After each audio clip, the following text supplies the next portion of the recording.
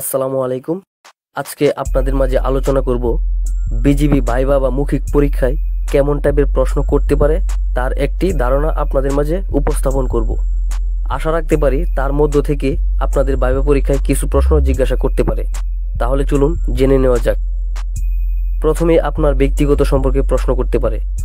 আপনার ব্যক্তিগত সম্পর্কে ওনারা যা প্রশ্ন করবে তার সঠিক উত্তর উপস্থাপন করবেন। তারপর প্রশ্ন করতে পারে আপনি কেন বিজিবিতে যোগ দিতে চাচ্ছেন। তো আপনি কেন যোগ দিতে চাচ্ছেন তা আপনার মনের ভাব প্রকাশ করবেন। আপনি বলতে পারেন যে আমার ছোট থেকেই স্বপ্ন, আমি বাংলাদেশের একজন গর্বিত সিপাহী হতে চাই। বাংলাদেশের সীমান্তবর্তী সকল শত্রুদের থেকে নিজের দেশটাকে রক্ষা করতে চাই। বা আপনার মনের ভিতর যে উত্তরটা রয়েছে সেটা প্রকাশ করতে পারেন। বিজিবির মহাপরিচালকের নাম কি সেটা প্রশ্ন করতে পারে। বিজিবির বর্তমান মহাপরিচালকের নাম হচ্ছে মেজর জেনারেল মোহাম্মদ শাফিনুল ইসলাম। বিজিবির স্লোগান কি সেই সম্পর্কে প্রশ্ন করতে পারে। বিজিবির স্লোগান হচ্ছে সীমান্তের অতন্দ্র প্রহরী। বিজিবি এর পূর্ণরূপ কি এটা প্রশ্ন করতে পারে। বিজিবি এর পূর্ণরূপ হচ্ছে বর্ডার গার্ড বাংলাদেশ।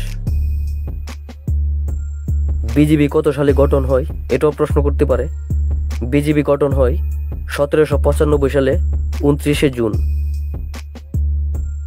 জাতির জনক বঙ্গবন্ধু শেখ মুজিবুর রহমান সম্পর্কিত প্রশ্ন করতে পারে। এই সম্পর্কে আপনারা রিসার্চ করে নেবেন। বাংলাদেশের স্বাধীনতা যুদ্ধ সম্পর্কে প্রশ্ন করতে পারে। যুদ্ধ সম্পর্কিত প্রশ্নগুলো রিসার্চ করে যাবেন। যুদ্ধ সম্পর্কিত প্রশ্নগুলো বেশি গুরুত্ব দিবেন, কারণ এর ভিতর থেকে বেশি প্রশ্ন করতে পারে। আমি আপনাদের সাজেস্ট করব বর্ডার গার্ড বাংলাদেশে যে অফিসিয়াল ওয়েবসাইট রয়েছে সেই ওয়েবসাইট থেকে বর্ডার গার্ড সম্পর্কে অনেক তথ্য জানতে পারবেন। বর্ডার গার্ডের ইতিহাস, নীতিমালা, বিজিবির কার্যক্রম, স্বাধীনতার যুদ্ধের বিজিবির অবদান ইত্যাদি অনেক তথ্যই আপনারা জানতে পারবেন। তাই আপনাদের সাজেস্ট করব অবশ্যই বিজিবির অফিসিয়াল ওয়েবসাইটটা ভিজিট করবেন। তাহলে বর্ডার গার্ড সম্পর্কে অনেক তথ্য জানতে পারবেন। বর্ডার গার্ডের অফিসিয়াল ওয়েবসাইটের লিঙ্ক আমি ডিসক্রিপশন বক্সে দিয়ে দিয়েছি, আপনারা চাইলে ভিজিট করতে পারেন।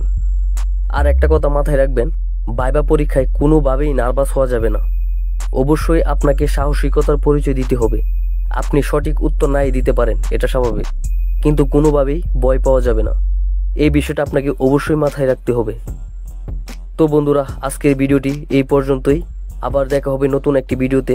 আপনাদের যদি কোনো প্রশ্ন থাকে তাহলে কমেন্ট বক্সে লিখে দিবেন। সবার জন্য দোয়া ও শুভকামনা রইল। সবাই ভালো থাকবেন, সুস্থ থাকবেন।